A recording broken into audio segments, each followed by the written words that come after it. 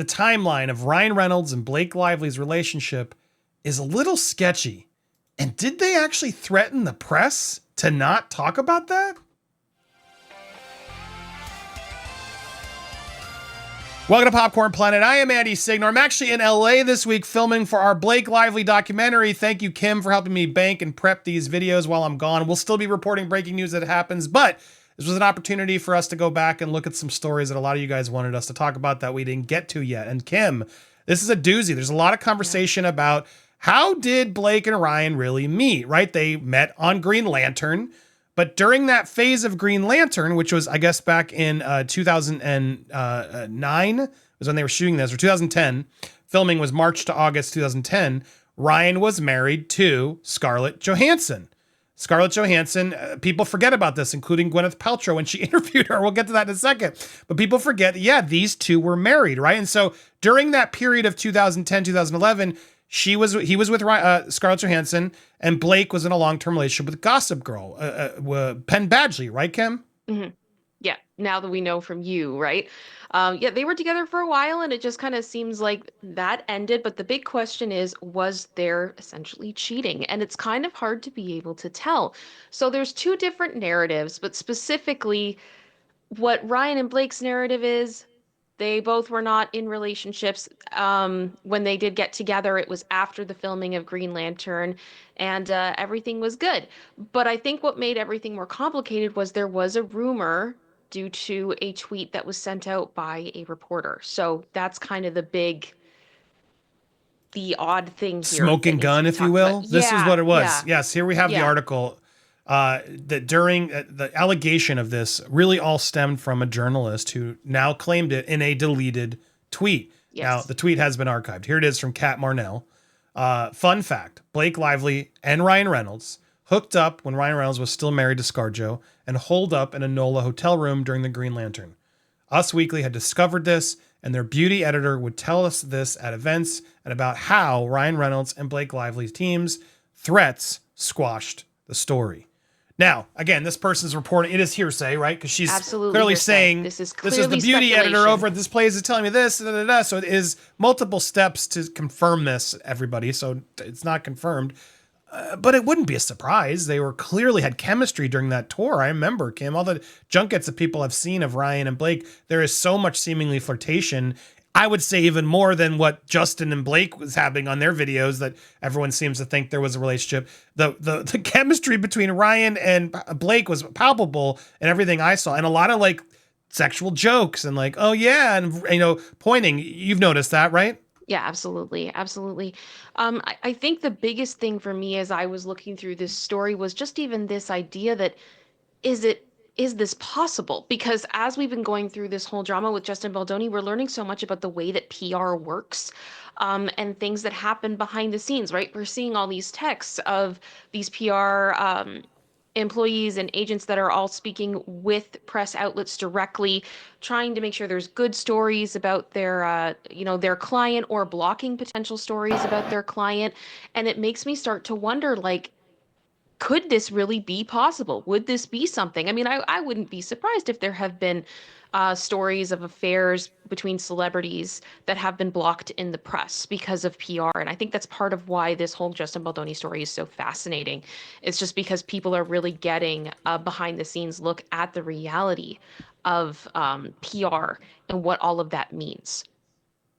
I mean, the other thing that we can't, because you didn't even have this in there, but I'm going there, Kim, because if we really go through it, Blake Lively has had a history of being with her co-stars. It's true. That's what's being alleged here between, obviously, as we know, with Penn Badgley, Ryan Reynolds. There was talk about Leonardo DiCaprio. Here's the sort of the dating history. Leonardo DiCaprio, the rumors were that Blake Lively was up for The Great Gatsby and then hooked up with Leo, but then didn't ultimately get the part and then didn't stay with Leo is what the rumors are. Was she with Ryan Gosling? That's, I guess she wasn't in the movie with him. Spotted on a few dates. Allegedly. I mean, who wouldn't want to go on a few dates with him? Penn, but yeah. And then this, yes, they were in Sister of the Traveling Pants. So there's multiple people here that she seemingly does. And I'm not throwing shade. It isn't my business. It sets a potential precedent that, yeah. And it's why a lot of us during the It Ends With Us story, like maybe she was trying to hook up with Justin or use that, because it does seem to be something that she's done before, right? Is that unfair of us to sort of speculate about, Kim? I think as long as we keep in mind that it is speculation, an opinion, and alleged, I think it's okay. We can't say for sure.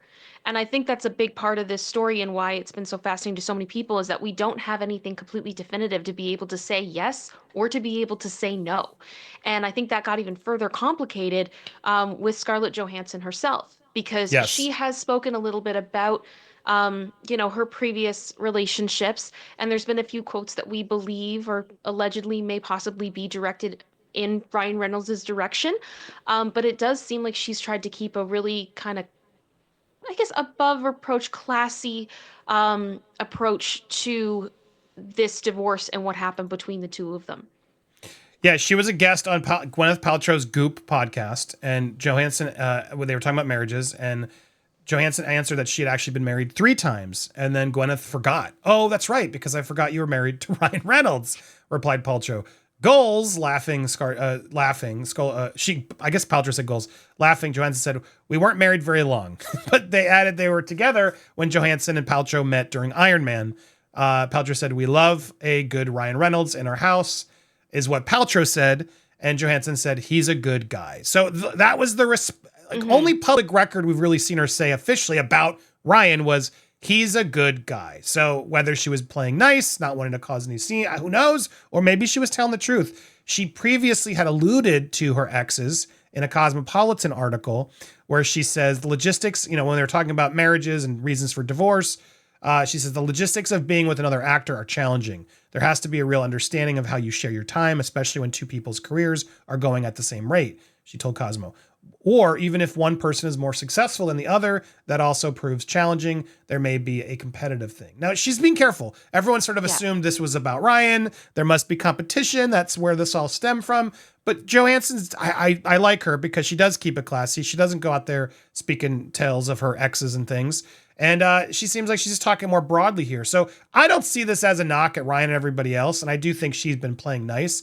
That doesn't mean that this didn't still happen, right, Kim? That's where it's at. There could be a version of this where Scarlett maybe suspects it, maybe Ryan's denied it, who knows, but clearly it didn't work, so she's just moving on and doesn't really care at this point. She's clearly happier and moved on with Colin Jost here.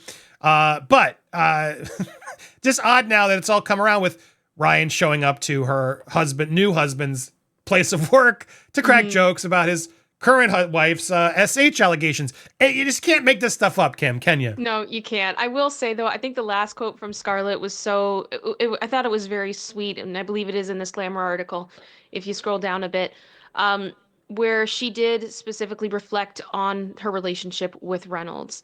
And I do have the quote here, and it just says, departing a relationship and still maintaining the idea that this is still the same person I married is a great luxury that I experienced. Thankfully, I was in a relationship where 2 people chose to remain on the high road in every regard. And I mean, props to her for keeping it classy and keeping things private.